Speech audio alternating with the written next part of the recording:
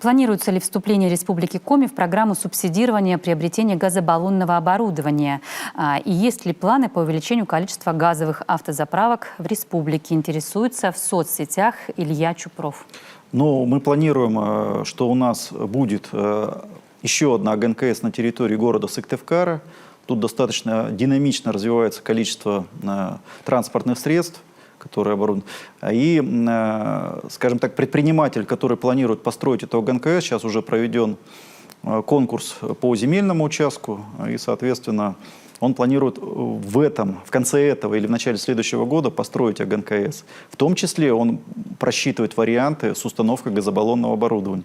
Если такая работа будет вестись, мы будем прорабатывать вопрос поддержки этих мероприятий. То есть и субсидия будет из федеральных средств на строительство ГНКС и на установку газобаллонного оборудования.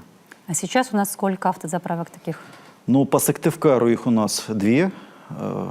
Соответственно, одна у нас в Дырносе, вторая сейчас построена на Колхозной.